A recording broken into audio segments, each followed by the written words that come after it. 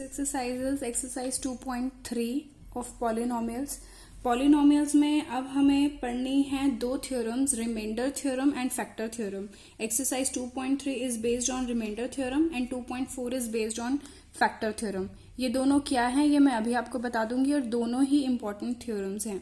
उससे पहले हम एक बार डिवीजन एल्गोरिथम देख लेते हैं. डिवीजन एल्गोरिथम आपने छोटी क्लासेस में भी की है. ये वही है जैसे आपने छोटी क्लासेस में दो नंबर्स को डिवाइड करते थे तो जो डिविडेंड होता था, dividend it was equal to divisor into quotient plus remainder, है ना. हम किसी भी नंबर को अगर डिवाइड करते थे दूसरे नंबर से तो जिसको डिवाइड करते थे वो डिविडेंड होता था और जिससे डिवाइड करते थे वो डिविजर होता था और फिर हमें क्वोशिएंट और रिमाइंडर मिलता था और उन सबके बीच का रिलेशन ये था कि जो डिविडेंड होता है it is equal to divisor into quotient plus reminder.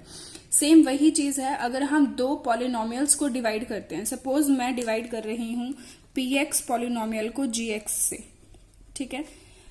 अब जब हम डिवाइड करते थे डिवीजन में हम ये क्या देखते थे कि जो हमारा डिविडेंड है वो बड़ा नंबर होता है और डिविजर छोटा नंबर होता है ना. सपोज जब हम डिवाइड कर रहे हैं तो हम 10 को 5 से डिवाइड करते हैं, है ना. तो डिविडेंड हमारा बड़ा नंबर होता है और छोटा नंबर हमारा डिविजर होता है. अगर डिविडेंड छोटा नंबर है और बड़ा नंबर डिविडेंड है तो हमारा आंसर डेसिमल में आता था. तो पॉलिनोमियल्स में हम ये देखते हैं, हम यहाँ पे बड़ा पॉलिनोमियल और छोटा पॉलिनोमियल नहीं देखते, हम देखते हैं पॉलिनोमियल्स की डिग्री कि जिसको हम डिवाइड कर रहे हैं, जिस भी पॉलिनोमियल को हम डिवाइड कर रहे हैं और जिससे डिवाइड कर रहे हैं. सपोज px को मैं gx से डिवाइड कर रही हूं तो px की डिग्री, इस px की डिग्री यानी इसकी हाईएस्ट पावर ज्यादा होनी चाहिए gx से, ठीक है. तो px की जो डिग्री है वो ज्यादा होनी चाहिए gx से, उसके इक्वल होगी तो भी चलेगा, तो भी हम डिवाइड कर सकते हैं, ठीक है. तो degree of px is more than और इक्वल टू gx, ठीक है. तो सेम यही रिलेशन निकल के आता है. डिविडेंड यहाँ पे px है, पॉलिनोमियल px, इसको जब हम gx से डिवाइड करेंगे तो हमें क्वोशिएंट पॉलिनोमियल मिलेगा qx से डिनोट करते हैं जिसको, और एक rx पॉलिनोमियल मिलेगा जिसको हम rx से डिनोट करते हैं रिमाइंडर को, ठीक है. अब ये जो रिमाइंडर है ये जीरो भी हो सकता है. अगर ये रिमाइंडर जीरो होगा, जैसे जब हम डिवाइड करते थे इसको 5 2 10 को जब हमने डिवाइड किया तो रिमाइंडर हमें जीरो मिला. अगर हमारे को रिमाइंडर जीरो मिलता है तो हम ये बोलते थे ना कि 5 इज फैक्टर ऑफ 10, कि 5 जो है वो 10 का फैक्टर है, या फिर ये बोल सकते हैं कि 10 इज कंप्लीटली डिविजिबल बाय 5.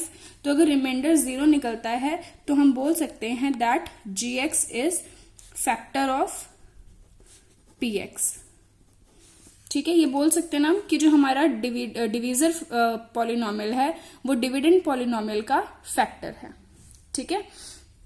अब इसके बाद या तो फिर जीरो होगा या तो फिर डिग्री जो होगी रिमाइंडर की, जो डिग्री होगी वो कम होगी gx से.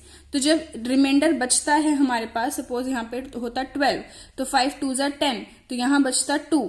तो ये जो नंबर है रिमाइंडर हमारा छोटा हो रहा है डिविजर से, तो यहाँ पे हम अपनी डिवीजन स्टॉप कर देते हैं डेसिमल में अगर ना निकालना हो तो, ठीक है. तो ये नंबर छोटा आ गया. तो सेम वही चीज कि जो रिमाइंडर है हमारा उसकी डिग्री जो है वो, यहाँ पे पॉलिनोमियल्स में हम बड़ा छोटा क्या देख के बताते हैं, डिग्री. तो रिमाइंडर जो है हमारा उसकी डिग्री जो है वो कम होगी gx यानी डिविजर की डिग्री से. ये बात समझ में आ गई. डिवीजन एल्गोरिथम बिल्कुल बेसिक. अब आते हैं रिमाइंडर थ्योरम जो हमको यूज करनी है. तो रिमाइंडर थ्योरम में क्या है कि स्टेटमेंट इसकी आप बुक से लिखेंगे कि अगर हम किन्हीं दो पॉलिनोमियल को डिवाइड कर रहे हैं, px को सपोज gx पॉलिनोमियल से डिवाइड कर रहे हैं और जो ये gx पॉलिनोमियल है ये एक लीनियर पॉलिनोमियल है x माइनस a की फॉर्म का. x माइनस a सपोज एक gx पॉलिनोमियल है जिससे हम px को डिवाइड कर रहे हैं. तो जो रिमाइंडर बचेगा वो पता है क्या होगा, वो होगा pa, यानी कि ये जो रियल नंबर है a, ये जो कांस्टेंट नंबर है a, जब मैं इस a की वैल्यू px में पुट करूंगी तो मेरा pa आ जाएगा, वही मेरा रिमाइंडर होगा, ठीक है. तो remainder theorem is used to find remainder. किन्हीं दो पॉलिनोमियल्स को डिवाइड करने पे रिमाइंडर क्या बचेगा वो हम रिमाइंडर थ्योरम की हेल्प से पता लगा सकते हैं। अभी अगर ये समझ में आ गया तो ठीक है, अदरवाइज जब हम क्वेश्चन करेंगे तो आपको और अच्छे से समझ आ जाएगा।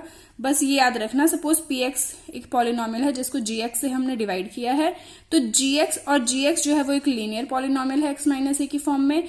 तो जब मैं a की जो a है यहाँ पे, ठीक है, इसको px में पुट कर दूंगी तो pa आ जाएगा, वो मेरा रिमाइंडर होगा। अब इसको कैसे यूज करना है, आज एक्सरसाइज 2.3 पे। तो 2.3 एक्सरसाइज का क्वेश्चन नंबर 1 है, फाइंड द रिमाइंडर व्हेन एक पॉलिनोमियल दे रखा है, क्यूबिक पॉलिनोमियल है, इज डिवाइडेड बाय, और इसके 4 पार्ट्स दे रखे हैं। ठीक है, फर्स्ट पार्ट मैं बता रही हूं, जिसको हमें डिवाइड करना है उसको हम पॉलिनोमियल px मान लेते हैं। ठीक है, तो ये एक पॉलिनोमियल हमारे को क्वेश्चन में दे रखा है, cubic polynomial x³ plus 3x² plus 3x plus 1। इसको मुझे डिवाइड करना है फर्स्ट पार्ट में x प्लस 1 से। तो बताइए रिमाइंडर क्या बचेगा।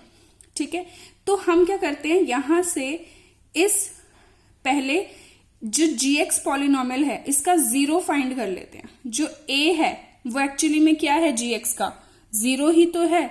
तो जीरो फाइंड करने के लिए हम gx को इक्वल्स टू 0 रखते हैं। ये स्टेप्स याद रखने हैं आपको कैसे करना है। ठीक है, gx को पहले 0 रखेंगे। अब gx क्या है हमारे पास, x plus 1 equals to 0, x आ जाएगा यहां से -1।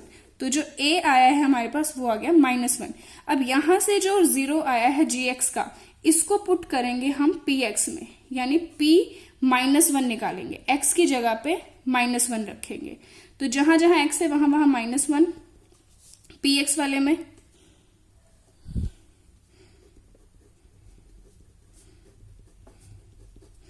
यह आ जाएगा। ऊपर पावर ऑड है तो माइनस रहेगा, 1 पावर इवन है तो प्लस हो जाएगा, 3 1 जा 3, प्लस माइनस माइनस प्लस 1, 3 से 3 कैंसिल, 1 से 1 कैंसिल, आंसर आ गया 0। तो यानी कि यहां पे जो रिमाइंडर आया वो आया है मेरे पास 0। और मैंने आपको बताया था कि अगर रिमाइंडर 0 होता है यानी कि gx जो है वो px का फैक्टर है, यानी px जो है वो gx से कंप्लीटली डिविजिबल है। तो यहाँ पे लेकिन हमें बताना की जरूरत नहीं है फैक्टर है कि नहीं है, हमसे सिर्फ रिमाइंडर पूछा है तो रिमाइंडर हमारे पास आ गया 0। समझ में आ गई बात। एक बारी मैं थर्ड पार्ट भी बता देती हूँ।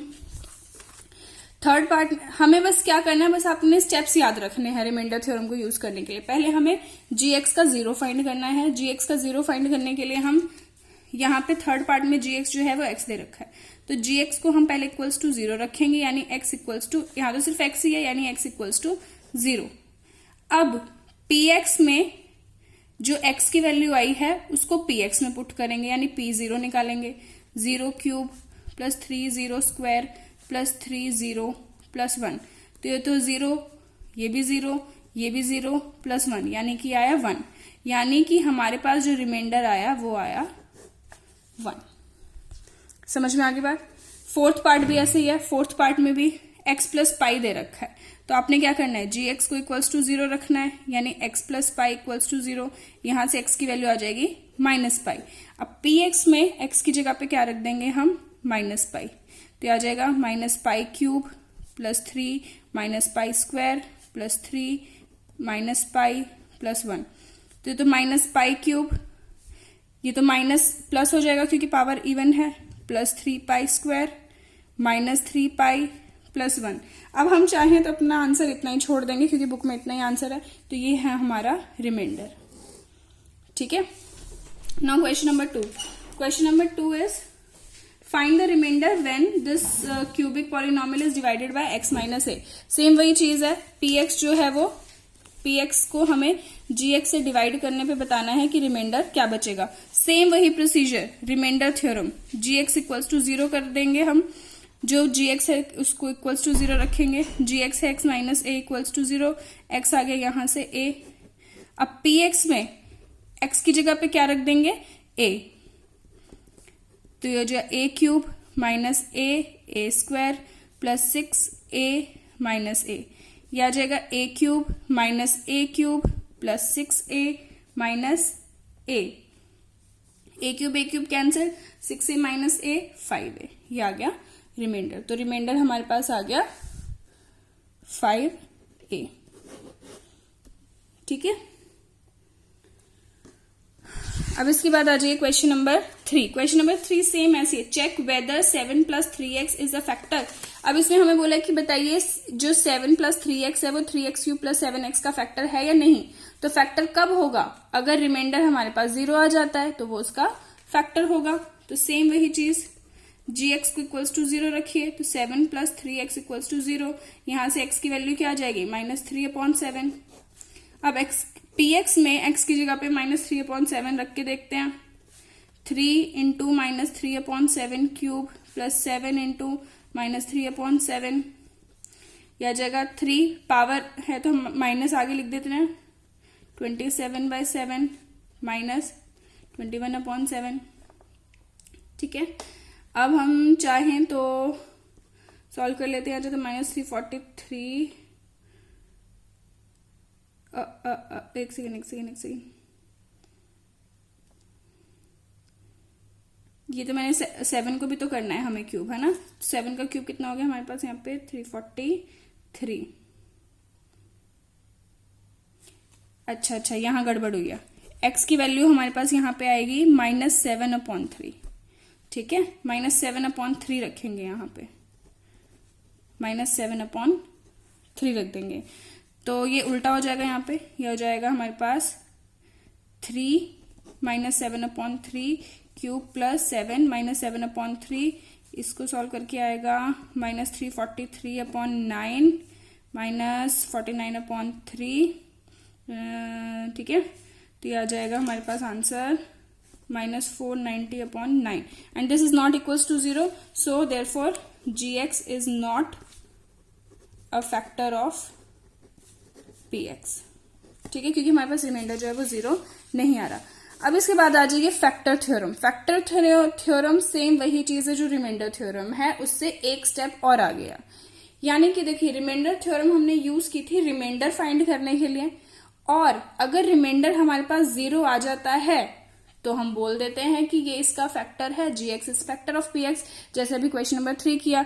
तो वही है, px को अगर हम gx से डिवाइड करेंगे और gx जो है वो x - a हो, हमारा कोई एक लीनियर पॉलिनोमियल हो, तो gx का रूट निकाल के यानी a निकाल के हम px में पुट करेंगे, वो हमारा रिमाइंडर होगा। अगर ये रिमाइंडर इक्वल्स टू 0 आता है तो gx जो है वो इसका फैक्टर है। तो यहां तक तो हमारी रिमाइंडर थ्योरम ही हो गई, और इससे आगे एक स्टेप और हो गई फैक्टर थ्योरम कि अगर हमारे पास जो रिमाइंडर है वो 0 आता है तो हम बोल सकते हैं कि gx जो है वो px का फैक्टर है। इसकी स्टेटमेंट बुक से लिखेंगे। Question number 1, determine which of the following polynomial has x + 1 a factor. हमारे पास यहाँ पे x + 1 एक फैक्टर दे रखा है, एक पॉलिनोमियल है, लीनियर पॉलिनोमियल, और हमें अलग अलग पॉलिनोमियल्स दे रखे हैं और हमें बताने हैं कि x + 1 इसका फैक्टर है या नहीं है। तो मैं 4th पार्ट करके बता रही हूँ, बाकी सारे पार्ट्स आप खुद करेंगे, सब सेम है। हमें क्या करना है, पहले gx से 0 निकालना है, gx इक्वल्स टू 0 रखेंगे तो x + 1 इक्वल्स टू 0 आ गया, यहां से x की वैल्यू -1 आ गई। अब इसको किस में पुट करना है, px में, यानी p - 1 निकालना है। यह आ जाएगा -1³ -1² -2 + √2 -1 +√2, ये आ जाएगा -1 -1, ये आ गया -+2, फिर -++√2 +√2, ये cancel, √2 +√2 2√2। Now this is not equals to 0, ये हमारे पास रिमाइंडर आया है, it is not equals to 0, therefore gx is not a factor of px। ठीक है, क्योंकि हमारे पास जो रिमाइंडर है ये 0 के इक्वल नहीं आया, मीन्स ये इसका फैक्टर नहीं है। सेम रिमाइंडर थ्योरम ही है। क्वेश्चन नंबर 2 का सेकंड पार्ट देख लीजिए। क्वेश्चन नंबर 2 क्या है, इसके बाकी के पार्ट्स खुद करना फर्स्ट के। Question number 2 is use factor theorem to determine whether gx is a factor of px in the following. अब इसमें px gx सब में दे रखे हैं और फैक्टर थ्योरम से हमें बताना है कि ये gx जो है वो px का फैक्टर है या नहीं। सेम वही चीज है, बस हम रिमाइंडर निकाल लेंगे। रिमाइंडर अगर 0 आता है तो फैक्टर है, 0 नहीं आता तो फैक्टर नहीं है। तो उसके लिए पहले gx को इक्वल्स टू 0 रखेंगे, x + 2 इक्वल्स टू 0 आ जाएगा, यहाँ से x की वैल्यू -2 आ जाएगी। अब इसको px में पुट करेंगे तो px की जगह -2 -2³ + 3 - 2² प्लस 3 माइनस 2 प्लस 1, ये आ जाएगा -8, 12, 6, 1, 4, -5, -1। तो अब यहां आ रहा है ये -1, तो क्या ये 0 के इक्वल है? It is not equal to 0, therefore gx is not a factor of px। यहां पे आपको लिखना है कि it is not equals to 0, इसलिए ऐसा है। क्वेश्चन नंबर 3, क्वेश्चन नंबर 3 में बोले find the value of k if x। ये इंपॉर्टेंट क्वेश्चन है, क्वेश्चन नंबर 3। इसमें हमें बोला है कि gx ये है, px ये है, और हमें बोल रखा है कि gx जो है वो px का फैक्टर है। तो यहां एक अननोन कोफिशिएंट k है, हमें k की वैल्यू बतानी है। बहुत सिंपल क्वेश्चन है। gx अगर px का फैक्टर है तो ऑब्वियसली जो इनका रिमाइंडर होगा वो 0 के इक्वल होगा। ठीक है, तो हमको क्या करना है, हमें सिंपली इसका रिमाइंडर निकालना है और रिमाइंडर को इक्वल्स टू 0 पुट कर देना है। पहले gx को इक्वल्स टू 0 पुट करते हैं ताकि यहां से हमारे पास आ जाए x की वैल्यू। अब इसकी वैल्यू को, इस 0 को हम किस में पुट करते हैं? px में। ये सेकेंड पार्ट बता रही हूं मैं। ठीक है, इक्वल्स टू 2 प्लस के एक्स प्लस √2, ये आ गया हमारे पास रिमाइंडर। अब क्योंकि यहां पे हम लिख देते हैं since gx is factor of px, तो जो ये रिमाइंडर आया है 2 प्लस के एक्स प्लस √2, ये इक्वल्स टू 0 होना चाहिए ना। अच्छा, यहाँ पे x की वैल्यू में 1 कौन पुट करेगा? ठीक है, x की जगह पे 1 पुट कर दिया तो ये तो x यहां से हट गया, तो 2 प्लस के प्लस √2 इक्वल्स टू 0 हो जाएगा यहाँ पे। ठीक है, x की जगह पे 1 रखना भूल गई थी मैं। अब यहां से k की वैल्यू निकाल दो, -2 इधर चला गया, -√2 इधर चला गया, चाहो तो माइनस माइनस कॉमन निकाल लो, तो k इक्वल्स टू -2 प्लस √2, ये आ जाएगी हमारे पास k की वैल्यू। समझ में आ गई? ये वाला क्वेश्चन इंपॉर्टेंट है, k की वैल्यू फाइंड करने वाला। कुछ नहीं है, इसमें हमें बोल रखा है कि gx जो है वो px का फैक्टर है, तो ऑब्वियसली जो हम रिमाइंडर निकालेंगे वो उसको इक्वल्स टू 0 रख देना, क्योंकि रिमाइंडर 0 होगा अगर फैक्टर है तो, और फिर k की वैल्यू आ जाएगी। इसी का फोर्थ पार्ट देख लेते हैं। फोर्थ पार्ट भी सेम ऐसी है। gx अगर px का फैक्टर है तो पहले तो फिर हम रिमाइंडर निकालेंगे और रिमाइंडर को इक्वल्स टू 0 रख देंगे। रिमाइंडर निकालने का वही सारा प्रोसीजर है जो हमने रिमाइंडर थ्योरम से पढ़ते आ रहे हैं, सेम वही चीज। तो gx को पहले इक्वल्स टू 0 रखेंगे, यानी x - 1 इक्वल्स टू 0, तो x की वैल्यू आ गई 1। ठीक है, अब px में रखेंगे x की वैल्यू 1, तो k 1 स्क्वायर -3 1 प्लस k, ये आ गई k -3 plus k plus k 2k -3। अब क्योंकि gx is factor of px, तो 2k -3 इक्वल्स टू 0 होना चाहिए, रिमाइंडर इक्वल्स टू 0 होना चाहिए। यहां से k की वैल्यू आ जाएगी आपकी 3/2। ठीक है, now question number 4। Question number 4 is simple quadratic polynomial, जिसको हमें फैक्टराइज करना है। ये 8th क्लास का ही क्वेश्चन है। क्वाड्रेटिक पॉलिनोमियल है x की पावर 2, x की पावर 1, x की पावर 0, x की पावर 2, x की पावर 1, x की पावर 0। तो 8th क्लास में ही मैंने आपको बता दिया था कि अगर क्वाड्रेटिक पॉलिनोमियल को फैक्टराइज करने के लिए आता है तो हम कौन सा मेथड यूज करते हैं? Mid value split method. और ये 8th क्लास में ही सिखा दिया था, और तब भी मैंने बोला था कि ये इंपॉर्टेंट है, ये आगे की क्लासेस में आएगा। तो अब 9th क्लास में भी आ गया है ये दोबारा, 10th में भी दोबारा आएगा, 11th 12th में भी चलता जाएगा। तो अगर किसी ने 8th में नहीं समझा था तो एक बार 9th में और देख लो, मैं एक ही बार बता रही हूँ अभी लास्ट बार। x² का जो कोफिशिएंट है 12 और लास्ट का जो कांस्टेंट है 1, इन दोनों को करते हैं मल्टीप्लाई। 12 1 जा 12, रफ में लिख लो। फिर इनके साइंस को मल्टीप्लाई, प्लस प्लस प्लस। अब ऐसे दो नंबर्स बताने हैं जिनको मल्टीप्लाई करके तो आए 12 और प्लस करके आए 7। मल्टीप्लाई करके आए 12 और प्लस करके आए बीच वाली वैल्यू 7, 4 और 3। तो हमें बीच की जो मिड वैल्यू है, बीच वाली जो टर्म है मिडल टर्म, इसको ब्रेक करना है 4 और 3 में। तो 12x², 7x की जगह 4x और 3x आने चाहिए +1। साइन कौन सा आएगा, दोनों को प्लस करना है तो प्लस प्लस का साइन अगर लगा देंगे तो यहाँ माइनस नहीं आ पाएगा, क्योंकि प्लस प्लस प्लस और बड़े के आगे भी प्लस हो जाएगा, तो हमें दोनों के आगे माइनस का साइन लगाना पड़ेगा, ताकि माइनस माइनस प्लस होके 7x आ जाए, और बड़े के आगे माइनस का साइन है तो उसके आगे भी माइनस का साइन। अब इन दोनों में से कॉमन, इन दोनों में से कॉमन, नंबर जो है न्यूमेरिकल कोफिशिएंट कॉमन आ गया 4, और वेरिएबल में x, यहाँ बचेगा 3x माइनस 1। यहाँ पे कुछ भी कॉमन नहीं है तो 1 को ले ले कॉमन, 3x माइनस 1, तो दोनों में से 3x माइनस 1 कॉमन, और यहाँ क्या बचा 4x, यहाँ क्या बचा -1। अब ये दोनों आ गए हमारे पास फैक्टर्स, बस इतना ही हमें फैक्टराइज करना था। थर्ड पार्ट और देख लो, 6 को 6 से इंटू किया 36, प्लस माइनस माइनस, यानी मल्टीप्लाई करके तो आए 36 और माइनस करके आए 5, 9 और 4, तो यानी 5x की जगह पे 9x और 4x होने चाहिए। साइन कौन सा लगाएं, हमें माइनस करना है दोनों को, तो माइनस का साइन, और बड़े के आगे प्लस का साइन, क्योंकि हमें यहाँ पे भी प्लस का साइन चाहिए। अब इन दोनों में से कॉमन, इन दोनों में से कॉमन, इन दोनों में से कॉमन, न्यूमेरिकल कोफिशिएंट तो आ गया 3, variable x 2x plus 3 minus 2x plus 3, ठीक है, तो 2x प्लस 3 कॉमन, अंदर आ गया 3x माइनस 2, ये दोनों इसके फैक्टर्स आ गए। तो ये आ गया क्वाड्रेटिक पॉलिनोमियल को फैक्टराइज करना। इसके बाद क्वेश्चन नंबर 5 में है क्यूबिक पॉलिनोमियल्स को फैक्टराइज करना। ये हम नेक्स्ट क्लास में सीखेंगे, और यहां तक बिल्कुल आपको अच्छे से आ जाना चाहिए। रिमाइंडर थ्योरम, फैक्टर थ्योरम दोनों ही इंपॉर्टेंट है, इनमें से क्वेश्चंस आते ही आते हैं, तो यहां तक आप अपना वर्क कंप्लीट कर लेंगे।